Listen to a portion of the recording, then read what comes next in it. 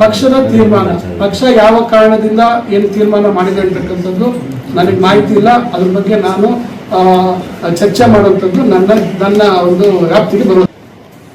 ಅವ್ರು ಯಾರು ಏನಾದರೂ ಹೇಳ್ಕೊಳ್ಳಿ, ಇವತ್ತು ನಾನು ನಿಮ್ಮ ಮುಂದೆ ಕೂತಿದ್ದೀನಿ. ಮುಖ್ಯಮಂತ್ರಿಗಳಿಗೆ ಕಾಂಗ್ರೆಸ್ ಪಕ್ಷದ ಹೈಕಮಾಂಡ್ ಈ ತಕ್ಷಣದಿಂದ ಸುಧಾಕರ್ ಅವರನ್ನು ಸಂಪುಟದಿಂದ ಕೈ ಬಿಡಿ ಅಂತ ಹೇಳಿದ್ರೆ ಮುಖ್ಯಮಂತ್ರಿಗಳು ತಕ್ಷಣ ಕ್ರಮ ತೆಗೆದುಕೊಳ್ತಾರೆ. ಅದನ್ನು ಪ್ರಶ್ನೆ ಮಾಡುವಂಥ ಹಕ್ಕು ಅಧಿಕಾರ ನಾವು ಸಾರ್ವಜನಿಕವಾಗಿ ಮಾಡುವಂಥದ್ದಲ್ಲ, ನಾವು ಪಕ್ಷದ ವೇದಿಕೆಯಲ್ಲಿ ನಾವು ಮಾಡೋದಕ್ಕೆ ಅದು ಬೇರೆ. ಆದರೆ ಒಂದು ಪಕ್ಷದ ಅಂತಿಮ ತೀರ್ಮಾನಕ್ಕೆ ನಾವೆಲ್ಲ ತಲೆ ಬಾಗ್ತಾ ಇದ್ದೀವಿ. ತಲೆ ಬಾಗುವಂಥದ್ದು ಅದು ಯಾವುದೇ ಪಕ್ಷ ಇರಲಿ. ಇವತ್ತು ನೀವು ಯಾವುದೇ ಪಕ್ಷದಲ್ಲಿ ಒಂದು ಪಕ್ಷದ ಸಿದ್ಧಾಂತ, ಒಂದು ಪಕ್ಷದ ತೀರ್ಮಾನದ ವಿರುದ್ಧವಾಗಿ ನಾವು ಪ್ರಶ್ನೆ ಮಾಡುವಂಥದ್ದು ಉದ್ಭವ ಆಗೋದಿಲ್ಲ. ಅದರಿಂದ ರಾಜಣ್ಣ ಅವರ ವಿಚಾರದಲ್ಲಿ ಅಷ್ಟೇ ರಾಜಣ್ಣವರೇ ಭಾಳ ಸ್ಪಷ್ಟವಾಗಿ ಹೇಳಿದ್ದಾರೆ.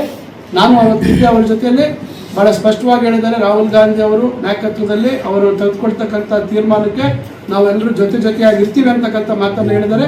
ಮತ್ತು ಏನಾದರೂ ಗೊಂದಲ ಅಕಸ್ಮಾತ್ ಮಯವಾಗಿ ಏನಾದರೂ ಅವರಿಗೆ ತಪ್ಪು ಮಾಹಿತಿ ಇದ್ದರೆ ನಾನು ಹೋಗಿ ಅವರಿಗೆ ಖುದ್ದು ಅವ್ರನ್ನ ಭೇಟಿ ಮಾಡಿ ಅದನ್ನು ವಿವರಣೆ ಕೊಡ್ತೀವಿ ಅಂತ ಹೇಳಿದರೆ ಅದು ಅಲ್ಲಿಗೆ ಆ ವಿಚಾರ ಮುಕ್ತಾಯ ಆಗಿದೆ.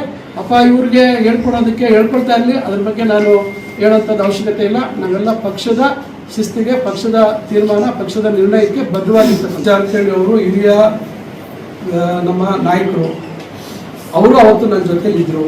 ನಾವೆಲ್ಲ ಒಟ್ಟಾಗಿ ರಾಜಣ್ಣ ಅವರನ್ನ ನಾವು ಮುಖ್ಯಮಂತ್ರಿಗಳ ಮನೆಗೆ ಹೋಗಿ ಮಾತಾಡಿಸಿ ನಂತರ ಪತ್ರಿಕಾ ಹೇಳಿಕೆ ಕೊಡುವಂಥ ಸಂದರ್ಭದಲ್ಲಿ ಜೊತೆಲಿದ್ವಿ. ಆದರೆ ಸತೀಶ್ ಜಾರಕಿಹೊಳಿ ಅವರು ನಿನ್ನೆ ಅಥವಾ ಮೊನ್ನೆ ಏನು ಅವರು ಬೇರೆ ವಿಚಾರ ಚರ್ಚೆ ಮಾಡಿದ್ದಾರೆ, ಆ ಒಂದು ಸಭೆಯಲ್ಲಿ ನಾನು ಭಾಗಿಯಿಲ್ಲ.